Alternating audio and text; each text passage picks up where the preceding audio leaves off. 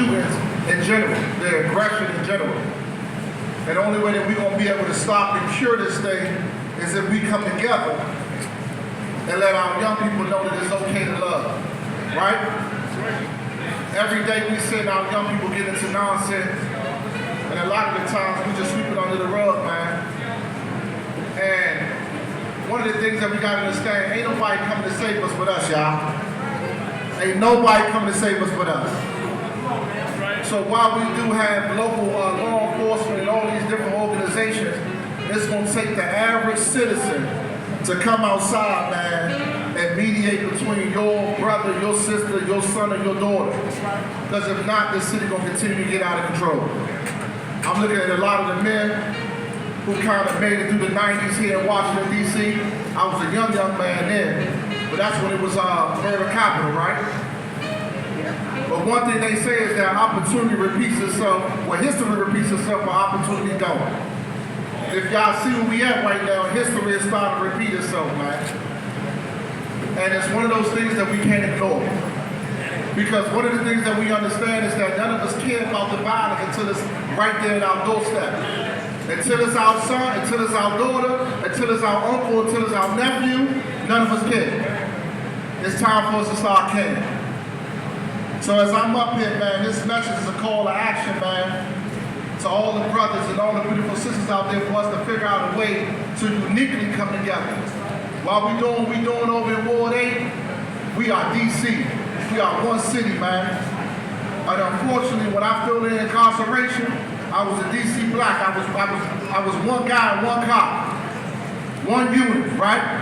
I didn't know this guy from a can of paint, but if he was a homie, he was gonna get some of mine. As long as he was straight, right? That's how we got to look at our city, man. There is no southeast, southwest, northeast, or northwest. That's just us as a people. And we got to continue, man, to come out and talk to our guys. And the biggest thing I got to say is, man, if we don't stop walking past these young people because we scared of them, they're going to continue to walk over us. Now, let me say that again. If we don't stop acting like we scared of these youngins, and this directly to the men, man. When you go in these streets, man, in these different corners, man, these young people ain't nothing but us 20 years ago. And we gotta understand that, man. We gotta stop saying, oh no, them youngins lunching. They ain't lunching. They immature. And they looking for wisdom. They looking for leadership from the men. And they going home to nothing. And they reverting to nothing. And it's turning into violence, man. One of the things we say in Cure the Streets is that violence is a disease, right? It's a disease, and a lot of times it's hereditary. Because unfortunately, poverty is hereditary in our city, and a lot of times hereditary with us as black people, right? They call it the hood, or the project, right? Or low income living. But all it is us being in a system where we've been forced to these projects that's been passed down and passed down. It was a crazy article, y'all.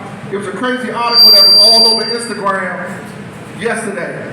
And I don't know if y'all seen it, but it talked about Congress Heights, right? And it being owned by a black couple back in the 1940s or 1840s or something like that.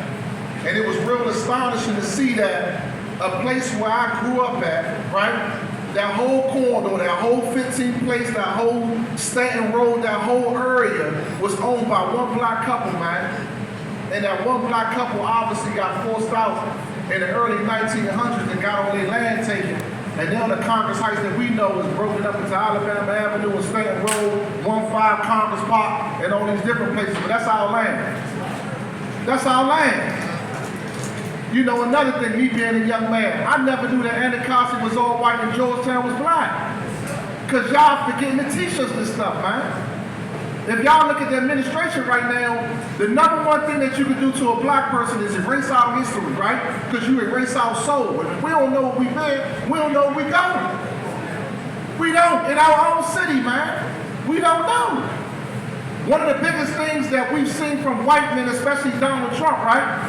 What he's doing, putting out all these orders to erase our history. Not just all over the United States, but all over the world.